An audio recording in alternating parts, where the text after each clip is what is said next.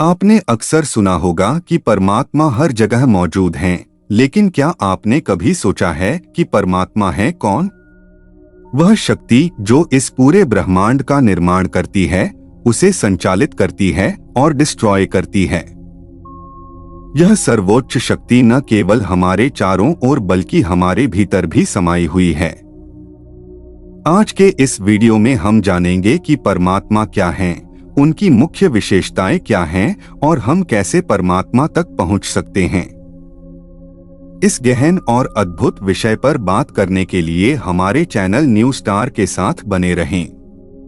परमात्मा का अर्थ जब हम कहते हैं परमात्मा, तो इसका मतलब है परम यानी सर्वोच्च और आत्मा यानी आत्मा का शाश्वत स्वरूप। परमात्मा वह सर्वोच्च शक्ति है जो पूरे ब्रह्मांड को नियंत्रित करती है।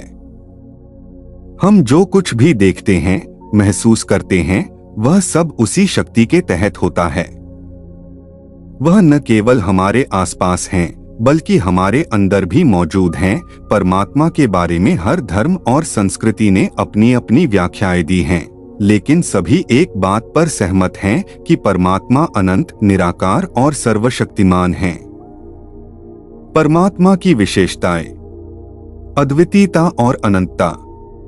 परमात्मा का कोई आरंभ नहीं है और न ही कोई अंत है। वह अनंत हैं, उनका कोई सीमा नहीं है। वह समय और स्थान से परे हैं और उनका अस्तित्व सभी चीजों से स्वतंत्र है, निराकार और शाश्वत। परमात्मा का कोई रूप नहीं है, वह निराकार हैं। वे आत्मा के रूप में हर जीव में समाहित हैं और उनका अस्तित्व शाश्वत है। उनका कोई रूप, रंग, आकार, प्रकार नहीं है, वे केवल अनुभव किए जा सकते हैं। सर्वव्यापकता: परमात्मा हर जगह उपस्थित हैं। चाहे वह आकाश हो, पृथ्वी हो या समुद्र, परमात्मा हर जगह और हर कण में मौजूद हैं। सर्वशक्तिमान: परमात्मा सर्वशक्तिमान हैं, अर्थात उनके पास हर शक्ति है। वे संसार के हर कार्य को संचालित करते हैं, चाहे वह सृष्टि की शुरुआत हो, उसका पालन हो या उसका डिस्ट्रॉय। सर्वज्ञ: परमात्मा को सब कुछ ज्ञात है। वे हमारे विचार, हमारे कार्य और हमारे इरादों को जानते हैं। उनकी ज्ञानता कोई सीमा नहीं रखती। वे हर घटना, हर स्थान और हर स्थिति के बारे में पूरी तरह से अवगत हैं। विभिन्न धर्मों में परमात्मा की परिभाषा: हिंदू धर्म में परमात्मा को ब्रह्मा कहा जाता है। वह निराकार और शाश्वत हैं। ब्रह्मा के कई रूप होते हैं, जैसे भगवान विष्णु, शिव और देवी देवता। इन सभी रूपों में परमात्मा की उपासना की जाती है। इस्लाम में परमात्मा को अल्लाह कहा जाता है। अल्लाह एक सर्वशक्तिमान और सर्वज्ञ है। वह हर चीज की रचना और संचालन करते हैं और किसी भी रूप में नहीं आते। ईसाई धर्म में परमात्मा को गॉड कहा जाता है। ईसाई धर्म के अनुसार परमात्मा एक त्रैतीयक रूप में है: पिता, पुत्र, यीशु और पवित्र आत्मा। यह त्रैतीयक रूप परमात्मा की शक्ति और उपस्थिति को व्यक्त करता है। सिख धर्म में परमात्मा को वह गुरु या अकाल पुरख कहा जाता है। वह निरंकार, सर्वशक्तिमान और सबके भीतर समाये हुए हैं।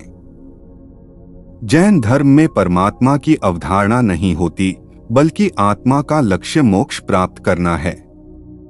आत्मा जब शुद्ध हो जाती है, तब वह परमात्मा के समान हो जाती है। परमात्मा तक पहुंचने का मार्ग: भक्ति परमात्मा से जुड़ने का सबसे सीधा और सरल मार्ग है। यह मार्ग प्यार, श्रद्धा और समर्पण से संबंधित है। भक्ति के माध्यम से हम परमात्मा के निकट पहुंच सकते हैं। ज्ञान के मार्ग से हम परमात्मा के बारे में गहरी समझ प्राप्त करते हैं।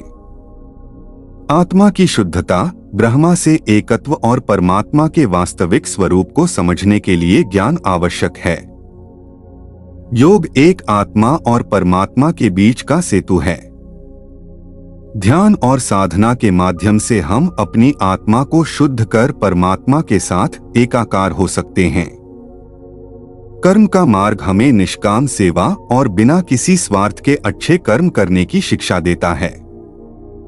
निष्काम कर्म से परमात्मा की कृपा प्राप्त होती है।